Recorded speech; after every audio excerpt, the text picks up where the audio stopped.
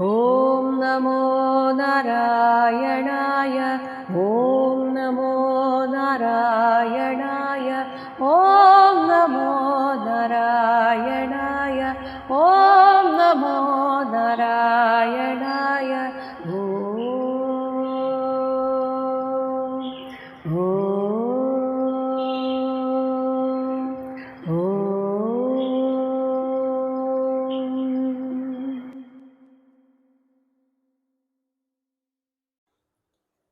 ശ്രീമദ് മഹാഭാഗവതം സപ്തമസ്കന്ധം പ്രഥമോധ്യായഃ. ഏഴാമത്തെ സ്കന്ധത്തിലെ ഒന്നാമത്തെ അധ്യായത്തിൽ ജയവിജയന്മാർക്ക് സനകാദികളിൽ നിന്ന് നേരിട്ട ശാപത്തെക്കുറിച്ച് പറയുന്നു. മഹാന്മാരുടെ അനുഗ്രഹം കൊണ്ട് സദ്വാസനയും ശാപം കൊണ്ട് അസദ്വാസനയും ഉണ്ടാകുന്നു. വൈകുണ്ഠത്തിൽ ഭഗവാന്റെ തൊട്ടടുത്ത് വസിച്ചിരുന്ന ജയവിജയന്മാർക്ക് സനകാദികളുടെ ശാപത്താൽ പിന്നീട് അസദ്വാസനയും, അതേസമയം അസുരവംശത്തിൽ ജനിച്ചിട്ടും പ്രഹ്ലാദന് നാരദാനുഗ്രഹത്താൽ സദ്വാസനയും വന്നു ചേർന്നത് ഇതിന് ഉദാഹരണമാണ്. അപ്പോൾ ഈ ഏഴാമത്തെ സ്കന്ധത്തിലെ ആദ്യത്തെ 10 അധ്യായം കൊണ്ട് ഹിരണ്യകശിപുവിൻ്റെയും പുത്രനായ പ്രഹ്ലാദന്റെയും ചരിത്രമാണ് വിസ്തരിക്കുന്നത്. അതിൻ്റെ തുടക്കമായിട്ടാണ് ജയവിജയ ശാപത്തെക്കുറിച്ച് പറയുന്നത്. 6-ാം സ്കന്ധത്തിൽ ദിതി എന്തുകൊണ്ട് ദുഃഖിച്ചു എന്ന് പറയുമ്പോൾ അവിടെ പറഞ്ഞിരുന്നു, ഹതപുത്രാദിതി ശക്രപാർഷ്ണിഗ്രാഹേണ വിഷ്ണുന. അതായത് ഇന്ദ്രന്റെ പക്ഷത്ത് നിന്നുകൊണ്ട് മഹാവിഷ്ണു കൊന്നതാണ് ദിതിയുടെ 2 മക്കളെയും എന്ന് പറഞ്ഞിരുന്നു. അപ്പോൾ ഈ ഇന്ദ്രനോടും ദേവന്മാരോടും ഭഗവാൻ പക്ഷപാതം കാണിക്കുകയാണോ? സമബുദ്ധി ആയിരിക്കേണ്ട ആളല്ലേ ഭഗവാൻ? തൻ്റെ സൃഷ്ടിയായ എല്ലാറ്റിനോടും ഒരേ മനോഭാവം പുലർത്തേണ്ട ഭഗവാൻ എന്തുകൊണ്ട് ഇന്ദ്രന്റെ പക്ഷം പിടിച്ച് അസുരന്മാരെ കൊല്ലിക്കുന്നു? ഇത് ഭഗവാന്റെ സമദർശനത്തിന് ചേർന്നതാണോ എന്ന ആശങ്കയാൽ പരീക്ഷിത്ത് ഒരു ചോദ്യം ഉന്നയിക്കുകയാണ്. രാജ ഉവാച.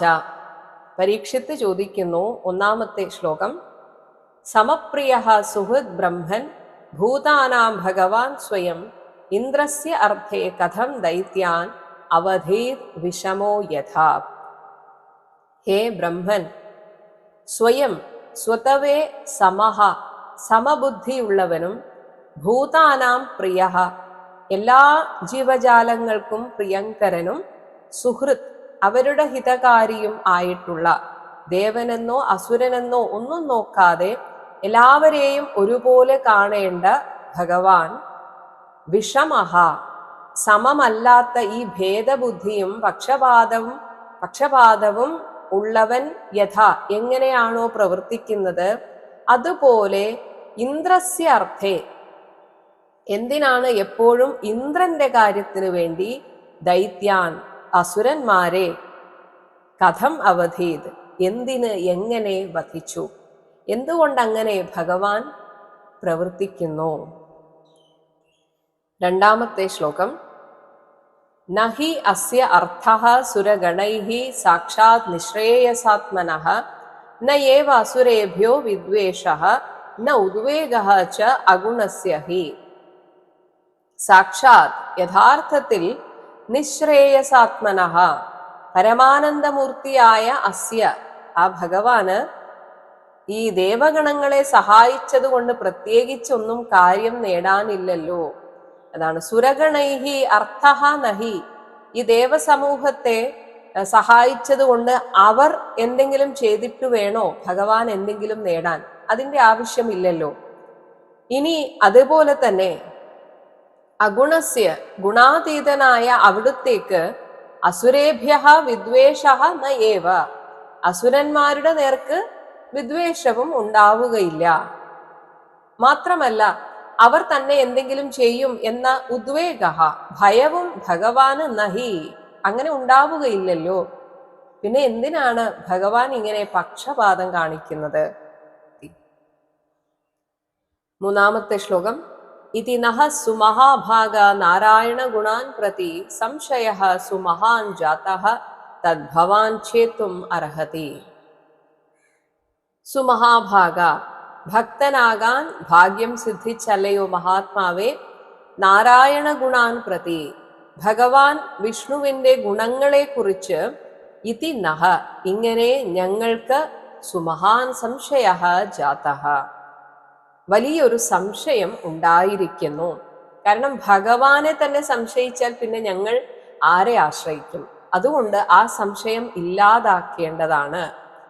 അപ്പോൾ ഭക്തനാകാൻ ഭാഗ്യം സിദ്ധിച്ച എന്ന് പ്രത്യേകം പറഞ്ഞത് അങ്ങേക്ക് ഭഗവാനിൽ കറതീർത്ത വിശ്വാസം ഉള്ളതുകൊണ്ട് അങ്ങേക്കിതിന് കൃത്യമായ ഉത്തരം ഉണ്ടാകും.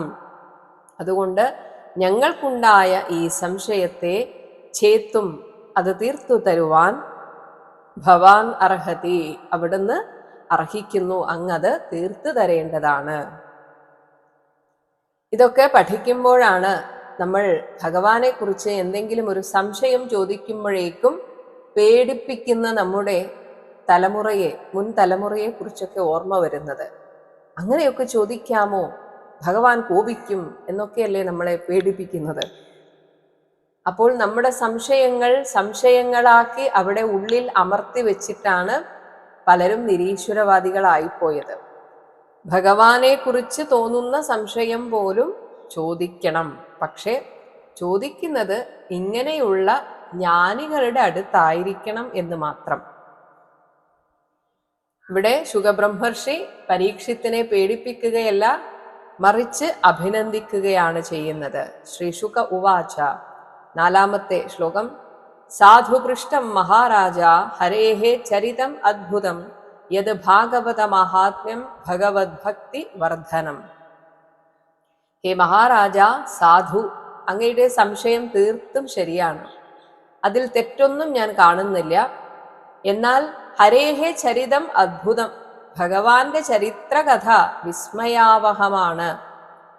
അങ്ങ് ഇങ്ങനെ ഒരു ചോദ്യം ചോദിച്ചത് കൊണ്ട് പൃഷ്ടം യത് ഭാഗവത മഹാത്മ്യം, എനിക്ക് വീണ്ടും ഭഗവാന്റെ മഹാത്മ്യത്തെ ഉൾക്കൊള്ളുന്ന പല കഥകളും പറയാൻ ഒരു പ്രചോദനമായി.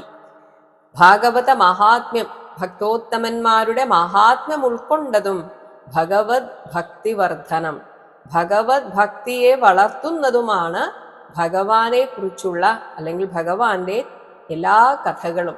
അപ്പോൾ വീണ്ടും എനിക്ക് മറ്റൊരു കഥ പറയാനുള്ളൊരു അവസരമായി അങ്ങയുടെ ചോദ്യം തീർത്തും അത് അഭിനന്ദനാർഹമാണ്. അഞ്ചാമത്തെ ശ്ലോകം. ഗീയത്തെ പരമം പുണ്യം ഋഷിഭിഃ നാരദാദിഭിഃ നത്വാ കൃഷ്ണായ മുനയേ കഥയിഷ്യേ ഹരേഹി കഥാം. പരമം പുണ്യം, വളരെയേറെ വിശുദ്ധമായ ആ ചരിതം നാരദാദിഭിഃ ഋഷിഭിഃ, നാരദാദികളായ മുനിമാരാൽ ഗീയത്തെ, പാടിപ്പുകഴ്ത്തപ്പെടുന്നു.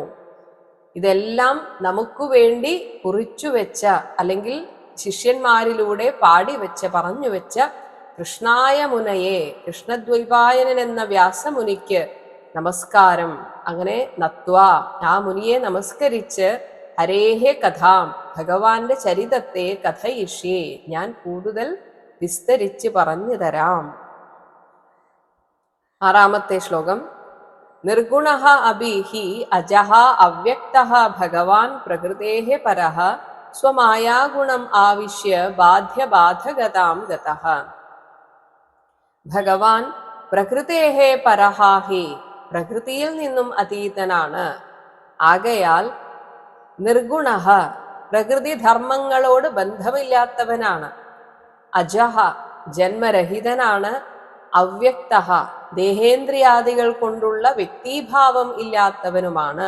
അപി, എങ്കിലും ഒരു ശരീരം സ്വീകരിച്ച് മറ്റുള്ളവർക്ക് പ്രത്യക്ഷീഭവിക്കുമ്പോൾ അവരുടെ ഇടയിൽ പ്രവർത്തിക്കുന്നു എന്ന് തോന്നുമ്പോൾ സ്വമായാഗുണം ആവശ്യ, തൻ്റെ മായാപ്രകൃതിയെ സംബന്ധിച്ച സത്വാദി ഗുണത്രയത്തെ അധിഷ്ഠാനം ചെയ്ത് ബാധ്യബാധകത, ബാധിക്കപ്പെടേണ്ടുന്നവരെ ബാധിക്കുന്നവൻ എന്ന നിലയിൽ ഗതഃ, പ്രാപിച്ചിരിക്കുന്നു.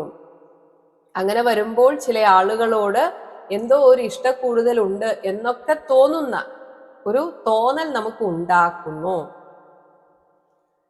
7-ാമത്തെ ശ്ലോകം. സത്വം രജഃ തമഃ ഇതി പ്രകൃതേഃ ന ആത്മനോ ഗുണാഃ ന തേഷാം യുഗപത് രാജൻ ഹരാസ ഉല്ലാസ ഏവവ. സത്വം രജഃ തമഃ, ഈ 3 ഗുണങ്ങൾ, ഗുണാഃ പ്രകൃതേഃ, പ്രകൃതിയുടേതാണ്. ആത്മനഃ ന, അത് പരമാത്മാവിൻ്റേതല്ല.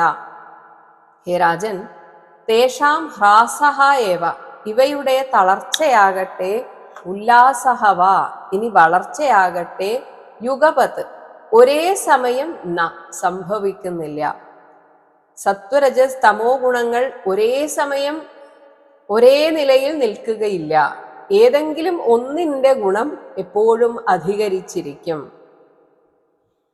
യഥാർത്ഥത്തിൽ ഈ പ്രകൃതിയിലാണ് സത്വഗുണം ഏറിയിരിക്കുന്നതും രജോ ഗുണവും തമോ ഗുണവും ഒക്കെ. അതിന് ഇവിടെ പറയുന്നത് ഇങ്ങനെയാണ്. 8-ാമത്തെ ശ്ലോകം. ജയകാലേതു സത്വസ്യ ദേവർഷീൻ രജസഃ അസുരാൻ തമസഃ യക്ഷരക്ഷാംസി തത് കാല അനുഗുണഃ അഭജത്. നമുക്ക് തോന്നുന്നതാണ് ഭഗവാനാണ് ഇവരെ രക്ഷിച്ചത്, അല്ലെങ്കിൽ ഭഗവാനാണ് അവരുടെ പക്ഷം ചേർന്നത് എന്ന്. യഥാർത്ഥത്തിൽ ഇവിടെ പ്രകൃതിയിൽ സത്വസ്യ, സത്വഗുണത്തിന്റെ ജയകാലെ, വളർച്ചയുണ്ടാകുമ്പോൾ ദേവർഷീൻ, ദേവന്മാരെയും ഋഷികളെയും അത് സഹായിക്കുന്നു. അപ്പോൾ അവർ അങ്ങനെ ഉയർന്നു നിൽക്കുന്നു. ഇനി ഈ പ്രകൃതിയിൽ രജോ ഗുണം ഉയർന്നു നിൽക്കുമ്പോൾ, രജസഹ, രജസിന്റെ വളർച്ചയുണ്ടാകുമ്പോൾ യക്ഷരക്ഷാംസി, യക്ഷന്മാരും രാക്ഷസന്മാരും ജയിച്ചു നിൽക്കുന്നു. രാവണന്റെ കഥ നമ്മൾ കേട്ടിട്ടുണ്ട്. ഒരുപാട് വർഷം രാവണന്റെ തേരോട്ടമായിരുന്നു. ആ സമയത്ത് എന്തേ ഭഗവാൻ ദേവന്മാരെ സഹായിച്ചില്ല? അപ്പോൾ ആ സമയത്ത് പ്രകൃതിയിൽ ഈ രജോ ഗുണത്തിന്റെ വളർച്ച ഉണ്ടായ സമയമാണ്. അപ്പോൾ അത് ഈ രാവണന് അനുകൂലമായി തീർന്നു, അത്രയേ ഉള്ളൂ. ഇങ്ങനെ തത് കാലാനുഗുണഃ, ഓരോരോ കാലം ഓരോരുത്തരെ അഭജത്, സഹായിച്ചു വരുന്നു. അത് ഭഗവാനാണ് ചെയ്യുന്നത് എന്ന് നമുക്ക് തോന്നുന്നതാണ്. ഇനി സർവഥാ സമഭാവസ്ഥനാണെങ്കിലും ഈശ്വരനിൽ ഉപാധിഭേദം കൊണ്ട് വിഷമഭാവം, ഭഗവാന് പക്ഷപാതം എന്നൊക്കെ തോന്നിയേക്കാം. ഏതുപോലെ 9-ാമത്തെ ശ്ലോകം. ജ്യോതിരാദിഹി ഇവ ആഭാതി സംഘാതാത് ന വിവിച്യത്തെ വിദന്തി ആത്മാനം ആത്മസ്ഥം അധിത്വാ കവയഃ അന്തതഃ. ജ്യോതിരാദിഹി, അഗ്നി മുതലായത്, ഇവ എന്നതുപോലെ, അതായത് അഗ്നി പല ഉപാധികളിലായിട്ട്, ചെറിയ വിളക്ക് തിരിയിൽ കത്തുന്നത് പോലെയല്ല വലിയ വിറകുകൊള്ളിയിൽ. ഇനി ടാങ്ക് ഗ്യാസിനൊക്കെ തീ പിടിച്ചാൽ അതങ്ങ് കത്തിപ്പടരും. അപ്പോൾ അഗ്നി അതിൻ്റെ ഉപാധിഭേദങ്ങളിൽ എങ്ങനെയാണോ പലതായിട്ട് ആഭാതി, നാനാത്വേന ഭാസിക്കുന്നത്, ഇതേപോലെ ഈശ്വരൻ ഉപാധിഭേദത്തിനനുസരിച്ച് പലതായി തോന്നുന്നതാണ്. സത്യത്തിൽ എല്ലാവരെയും സഹായിക്കുന്ന ശക്തി അവരവരുടെ ഉള്ളിലുള്ള ഈശ്വരൻ തന്നെയാണ്. സംഘാതാത്, അവയുടെ ദേഹേന്ദ്രിയങ്ങളുടെ കെട്ടുപാടിൽ നിന്ന് ന വിവിച്യതേ, അതിനെ വേറിട്ട് നമുക്ക് അറിയാൻ സാധിക്കുന്നില്ല. എന്നാൽ കവയഃ, ക്രാന്തദർശികളായ ജ്ഞാനികൾ ഇതിനെ മഥിത്വ, ഉള്ളിൽ ഇങ്ങനെ മഥനം ചെയ്യുക. പാലാഴി മഥനം എന്നത് അവനവന്റെ ഉള്ളിലെ വിചാരമാണ്, യോഗവിദ്യയാണ് അത്. ഇങ്ങനെ മനോമഥനം ചെയ്തിട്ട് അന്തതഃ, ഒടുവിൽ ആത്മസ്ഥം, അവനവനിൽ തന്നെ സ്ഥിതി ചെയ്യുന്ന ആത്മാനം വിദന്തി, പരമാത്മാവിനെ കണ്ടറിയുന്നു. അങ്ങനെ അറിയുമ്പോൾ അവർക്ക് മനസ്സിലാകുന്നു ഇവിടെ ഒരു പക്ഷഭേദവും പക്ഷപാതവും ഇല്ല എന്ന്. ഭഗവാൻ സാഹചര്യത്തിനനുസരിച്ച് തൻ്റെ ഉള്ളിലെ സത്വഗുണാദികളെ വേണ്ട രീതിയിൽ ഉണർത്തിവിടുകയാണ്. അതിനെക്കുറിച്ചാണ് 10-ാമത്തെ ശ്ലോകത്തിൽ പറയുന്നത്. യഥാ സിസൃക്ഷുഃ പുര ആത്മനഃ പരോ രജഃ സൃജതി ഏഷഃ പൃഥക് സ്വമായയാ സത്വം വിചിത്രാസു രിരിംസുഃ ഈശ്വരഃ ചൈഷ്യമാണഃ തമ ഈരയതി അസൗ.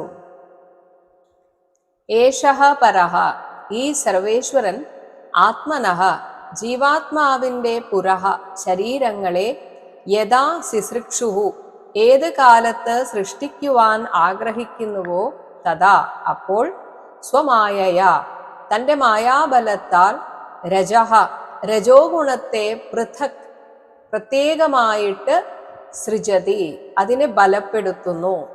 ഭഗവാൻ സൃഷ്ടിക്കാൻ ആഗ്രഹിക്കുന്ന സമയത്ത് തൻ്റെ ഉള്ളിലെ ആ പ്രകൃതിയാലുള്ള മായാശക്തിയെ ഉണർത്തിയിട്ട് അതിലെ തന്നെ രജോ ഗുണത്തെ ബലപ്പെടുത്തുന്നു. അപ്പോഴാണ് സൃഷ്ടി നടക്കുന്നത്. ഇനി ഇതേ ഈശ്വരൻ വിചിത്രാസു, നാനാതരം ശരീരങ്ങളിൽ, രിരിംസുഹു, വിഹരിക്കാൻ ഇച്ഛിക്കുമ്പോൾ, അതായത് മനസ്സായിട്ട് അവരുടെ ഉള്ളിലെ ശാന്തിയും സമാധാനവും സുഖവും ഒക്കെ ആയിട്ട് അങ്ങനെ ഇരിക്കാൻ, അവരുടെ ആത്മാവായിട്ടിരിക്കാൻ സങ്കല്പിക്കുമ്പോൾ സത്വഗുണത്തെ ബലപ്പെടുത്തുന്നു. എന്നാൽ ഇതേ ഈശ്വരൻ തന്നെ അസൗ യശിഷ്യമാണഃ, സൃഷ്ടിയെ സംഹരിച്ച് യോഗനിദ്രയിൽ അമരുവാൻ ഉദ്യമിക്കുമ്പോൾ തമോ ഗുണത്തെ ഈരയതി, പ്രോത്സാഹിപ്പിക്കുന്നു. ഭഗവാൻ ത്രിഗുണാതീതനായതുകൊണ്ട് ഓരോ ഗുണത്തെയും അവനവന്റെ ഇഷ്ടപ്രകാരം വേണ്ട രീതിയിൽ വേണ്ട സമയത്ത് ബലപ്പെടുത്താനും അതിനെ ഇല്ലാതാക്കാനും സാധിക്കുന്നു. പക്ഷേ പ്രകൃതിക്ക് അധീനരായി ജീവിക്കുന്ന നമുക്ക് അതിന് സാധിക്കുന്നില്ല എന്ന് മാത്രം. ഇനി 11ാമത്തെ ശ്ലോകം കുറച്ചു വലിയ ശ്ലോകമാണ്. 6 വരികളിലായിട്ട് പറയുന്നു. കാലം ചരന്തം സൃജതി ഈശഃ ആശ്രയം പ്രധാന പുംഭ്യാം നരദേവ സത്യകൃത് യേഷ രാജൻ അപി കാല ഈശിത സത്വം സുരാനീകം ഇവ ഏധയതി അതഃ തത് പ്രത്യനീകാൻ അസുരാൻ സുരപ്രിയോ രജഃ തമസ്കാൻ പ്രമിണഃ ഇതി ഉരുശ്രവാഃ. ഹേ നരദേവ, പ്രധാന പുംഭാം, പ്രകൃതി പുരുഷന്മാരെ കൊണ്ട് സത്യകൃത്, ജഗത് സൃഷ്ടിയെ യഥാർത്ഥമാക്കി തീർക്കുന്ന ആ സർവേശ്വരൻ ഈശഃ, ആശ്രയം, അവർക്ക് അവലംബമായി ചരന്തം, വർത്തിക്കുന്ന കാലം, കാലശക്തിയെ സൃജതി, സൃഷ്ടിക്കുന്നു. യഹ, ഈ യാതൊരു യേശഃ കാലഃ, ഈ കാലശക്തി എപ്പോഴാണോ സത്വം ഏധയതി, സത്വഗുണത്തെ വളർത്തുന്നത്, അങ്ങനെ വരുമ്പോൾ അതഃ തന്നിമിത്തം ഈശിതാഹ, ഈശ്വരനും, ഈശിതാ അപി, ഈശ്വരനും, സുരാനീകം, സത്വഗുണപ്രധാനികളായ ദേവസമൂഹത്തെ ഏധയതി ഇവ, അവരെ പിന്തുണയ്ക്കുന്നത് പോലെ തോന്നിയേക്കും. ഹേ രാജൻ, ഉരുശ്രവാഹ, മികവുറ്റ കീർത്തിയാളുന്ന ഭഗവാൻ, സുരപ്രിയഃ, ദേവന്മാരിൽ പ്രീതിയാർന്നുകൊണ്ട്, തത് പ്രത്യനീകാൻ, അവരുടെ എതിരാളികളും, രജസ്തമസ്കാൻ, രാജസ താമസ പ്രകൃതികളുമായ അസുരാൻ, അസുരന്മാരെ പ്രമിണോതി, സംഹരിക്കുകയും ചെയ്യുന്നു. പ്രകൃതിയിൽ സത്വഗുണം ഏറി നിൽക്കുമ്പോൾ ദേവന്മാർക്ക് ജയം സംഭവിക്കണം, അത് പ്രകൃതി നിയമമാണ്. അപ്പോൾ അസുരന്മാരുടെ ശക്തി ക്ഷയിക്കുകയും അസുരന്മാർ നശിക്കുകയും ചെയ്യുന്നു. ഇത് ഭഗവാനാണ് ചെയ്തത് എന്ന് നമുക്ക് പ്രത്യക്ഷത്തിൽ തോന്നിയേക്കാം. പക്ഷേ അത് ആ കാലശക്തിക്ക് അനുസൃതമായി സംഭവിക്കുന്ന ഒരു പ്രകൃതി കാര്യമാണ്. ഇവിടെ ദിതിയുടെ മക്കളെ ദേവന്മാർക്കു വേണ്ടി ഭഗവാൻ സംഹരിക്കുകയല്ലേ ചെയ്തത് എന്നാണ് പരീക്ഷിത്ത് ചോദിച്ചത്. എന്നാൽ അവിടെയും അതിനും ഒരു പ്രത്യേക കാരണമുണ്ട്. യഥാർത്ഥത്തിൽ ദിതിപുത്രന്മാരെ ഭഗവാൻ നിഗ്രഹിക്കുകയല്ല ചെയ്തത്, ഭഗവാൻ അവരെ അനുഗ്രഹിക്കുകയാണ് ചെയ്തത്. ഇതിനെക്കുറിച്ച് പറയാനായിട്ടാണ് ഈ ഹിരണ്യകശിപുവിൻ്റെയും ഹിരണ്യാക്ഷന്റെയും പൂർവജന്മവും തുടർന്നുള്ള അവരുടെ ആ ജന്മചരിത്രവും പറയുന്നത്. 12ാമത്തെ ശ്ലോകം. അത്രയേവ ഉദാഹൃതഃ പൂർവം ഇതിഹാസഃ സുരർഷിണ പ്രീത്യാ മഹാക്രതൗ രാജൻ പൃച്ഛതേ അജാതശത്രവേ. ഇവിടെ പുരാണത്തിന്റെ ഒരു രീതിയാണ്. ഇതേ ചോദ്യം മുൻപ് ആരെങ്കിലും ചോദിച്ചിട്ടുണ്ടെങ്കിൽ അതിന് എന്തായിരുന്നു അന്ന് ഉത്തരം കൊടുത്തത് അത് തന്നെ ആവർത്തിച്ച് പറയുക. അപ്പോൾ ഈ ചോദ്യം, അങ്ങേക്കുണ്ടായ ഇതേ സംശയം മുമ്പ് യുധിഷ്ഠിരനും ഉണ്ടായിരുന്നു. യുധിഷ്ഠിരൻ നടത്തിയ രാജസൂയ യാഗത്തിൽ വെച്ച്, അവിടെ വെച്ചാണ് ശിശുപാലനെ ഭഗവാൻ വധിക്കുന്നത്. എന്നാൽ വധിച്ച ശിശുപാലന്റെ ആ ആത്മചൈതന്യം ഭഗവാനിലേക്ക് ലയിച്ചത് കണ്ട് യുധിഷ്ഠിരൻ അത്ഭുതപ്പെടുകയാണ്. അതാണ് ഇവിടെ സൂചിപ്പിക്കുന്നത്. ഹേ രാജൻ പരീക്ഷിത്തെ, അത്രയേവ, ഇപ്പോൾ അങ്ങ് ഈ ചോദിച്ച ഇതേ വിഷയത്തെക്കുറിച്ച് പൂർവം മുൻപ് മഹാക്രതൗ, മഹത്തായ രാജസൂയ യാഗത്തിൽ വെച്ച് പൃച്ഛതേ, സന്ദേഹ നിവൃത്തിക്കായിട്ട് യുധിഷ്ഠിരൻ ചോദ്യം ചോദിച്ചിരുന്നു. ഇങ്ങനെ ചോദിച്ച അജാതശത്രവേ, ഒരു ശത്രുവും ജനിച്ചിട്ടില്ലായിരുന്ന ധർമ്മപുത്രർക്കു വേണ്ടി സുരർഷിണ, സുരഋഷിയായ ദേവർഷിയായ നാരദമുനിയാൽ പ്രീത്യാ ഉദാഹൃത ഇതിഹാസ, സന്തോഷത്തോടെ പറഞ്ഞു കൊടുക്കപ്പെട്ട ഒരു ചരിത്രകഥയുണ്ട്. അതിനെ ഞാൻ അങ്ങേക്കും പറഞ്ഞു തരാം. ഇനി അന്ന് അത് ചോദിക്കാനുണ്ടായ സാഹചര്യത്തെയാണ് പറയുന്നത്. 13-14 ശ്ലോകങ്ങൾ. ദൃഷ്ട്വാ മഹാദ്ഭുതം രാജ രാജസൂയേ മഹാക്രതൗ വാസുദേവേ ഭഗവതി സായൂജ്യം ചേതി ഭൂഭുജഃ. 14 ശ്ലോകം. തത്ര ആസീനം സുരഋഷിം രാജാ പാണ്ഡുസുതഃ ക്രതൗ പപ്രച്ഛ വിസ്മിതമനാ മുനീനാം ശൃണ്വതാം ഇദം. രാജ യുധിഷ്ഠിരൻ, യുധിഷ്ഠിര രാജാവ് രാജസൂയെ, രാജസൂയം എന്ന മഹാക്രതവും മഹായാഗത്തിൽ വെച്ച്, അവിടെ വെച്ച് നടന്ന ഒരു സംഭവമായിരുന്നു. ഭഗവതി വാസുദേവേ, ഭഗവാൻ ശ്രീ വാസുദേവനിൽ ചേതി ഭൂഭുജഃ, ചേതി രാജാവായ ശിശുപാലന് സായൂജ്യം സംഭവിക്കുക എന്ന മഹാത്ഭുതം ദൃഷ്ട്വ, മഹാശ്ചര്യത്തെ കണ്ട് വിസ്മിതമനാഹ, വിസ്മിതമാനസനായി ഭവിച്ച പാണ്ഡുസുതഃ, പാണ്ഡുപുത്രനായ ആ രാജാ യുധിഷ്ഠിരൻ തത്ര ക്രതൗ, അവിടെ യജ്ഞത്തിൽ ആസീനം വന്നിരുന്ന സുരഋഷിം, ദേവർഷിയോട് മുനീനാം ശൃണ്വതാം, മുനിമാരെല്ലാം കേൾക്കെ ഇതം പപ്രച്ഛ, ഇങ്ങനെ ചോദിച്ചു. അപ്പോൾ ദുഷ്ടനായ അല്ലെങ്കിൽ ഭഗവാനെ നിന്ദിച്ചുകൊണ്ടേയിരുന്ന ശിശുപാലന് അവസാനം സായൂജ്യം ലഭിച്ചത് കണ്ട് അത്ഭുതപ്പെട്ട യുധിഷ്ഠിരൻ നാരദ മഹർഷിയോട് ഇതിനെക്കുറിച്ച് ചോദിച്ചു. യുധിഷ്ഠിര ഉവാച. 15 ശ്ലോകം. അഹോ അത്യദ്ഭുതം ഹി ഏതദ് ദുർലഭ ഏകാന്തിനാം അപി വാസുദേവേ പരേ തത്വേ പ്രാപ്തി ചൈദ്യസ്യ വിദ്യുഷഃ. അഹോ, ഇത് ആശ്ചര്യമായിരിക്കുന്നു. പരേ തത്വേ, പരമതത്വമായ വാസുദേവേ, ഭഗവാൻ കൃഷ്ണനിൽ ഏകാന്തിനാം അപി, ഏകാന്ത ഭക്തിയുള്ളവർക്ക് പോലും ദുർലഭ, ലഭിക്കാൻ പ്രയാസമായ ആ പ്രാപ്തി, സായൂജ്യ സദ്ഗതി, എല്ലായ്പ്പോഴും വിദ്വിഷഃ, ഭഗവാനിൽ വിദ്വേഷം വെച്ചുകൊണ്ടിരുന്ന ചൈദ്യസ്യ, ശിശുപാലന് ഉണ്ടായി ഏതത് എന്ന ഈ സംഭവം അത്യദ്ഭുതം ഹി, അത്യദ്ഭുതകരമാണല്ലോ. ഭഗവാനെ നിരന്തരം ഭക്തിയോടെ സ്മരിക്കുന്നവർക്ക് പോലും സായൂജ്യം ലഭിക്കാറില്ല പലപ്പോഴും. ആ സമയത്താണ് എല്ലായ്പ്പോഴും ഭഗവാനെ നിന്ദിക്കാൻ മാത്രം ഒരുമ്പെട്ടിരുന്ന ശിശുപാലന് ഭഗവാൻ വധിച്ചപ്പോൾ സായൂജ്യം ലഭിച്ചത്. ഇതെന്തൊരത്ഭുതമാണ്. 16 ശ്ലോകം. ഏതദ് വേദിതും ഇച്ഛാമഹ സർവയേവ വയം മുനെ ഭഗവൻ നിന്ദയാ വേനഃ ദ്വിജൈഹി തമസി പാതിത. ഹേ മുനെ, അല്ലയോ ദേവർഷേ, വയം സർവേ ഏവ, ഇവിടെ ഇരിക്കുന്ന ഞങ്ങൾ എല്ലാവരും തന്നെ ഏതത് വേദിതും ഇച്ഛാമഹ, ഇതറിയുവാൻ ആഗ്രഹിക്കുന്നു. കാരണം മുൻപ് ഞാൻ കേട്ടിട്ടുണ്ട്, ഭഗവൻ നിന്ദയാ, ഭഗവാനെ നിന്ദിച്ചത് കാരണം വേനഹ, വേനൻ എന്ന രാജാവ് ദ്വിജൈഹി, ഋഷിമാരാൽ തമസി പാതിതഃ, നരകത്തെ തള്ളപ്പെട്ടിരുന്നു എന്ന് ഞാൻ കേട്ടിട്ടുണ്ട്. അതേ കാര്യമല്ലേ ഇവിടെ ശിശുപാലനും ചെയ്തത്. പക്ഷെ ശിശുപാലന് ഭഗവത് സായൂജ്യം ലഭിച്ചിരിക്കുന്നു. എന്താണ് ഇവിടെ ഒരു വ്യത്യാസം? 17 ശ്ലോകം.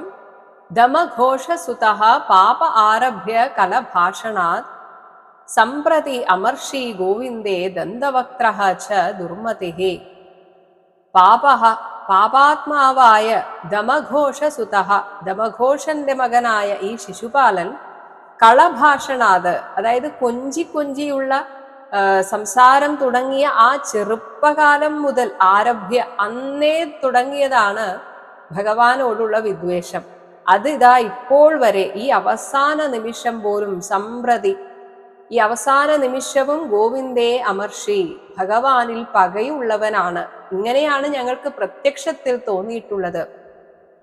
ഇനി ഇവനെ പോലെ തന്നെയാണ് ദുർമതിഹി, ദുർബുദ്ധിയായ ദന്തവക്ത്രഃ ച, ദന്തവക്ത്രനും. ഇവരൊക്കെ ഭഗവാനെ ദ്വേഷിക്കാൻ മാത്രം സമയം കണ്ടെത്തുന്നവരാണ്. 18ാമത്തെ ശ്ലോകം. ശപതോഹോ അസകൃതു വിഷ്ണും യത് ബ്രഹ്മ പരം അവ്യയം ശ്വിത്രഃ ന ജാതഃ ജിഹ്വായാം ന അന്ധം വിവിശതുഹു തമഃ.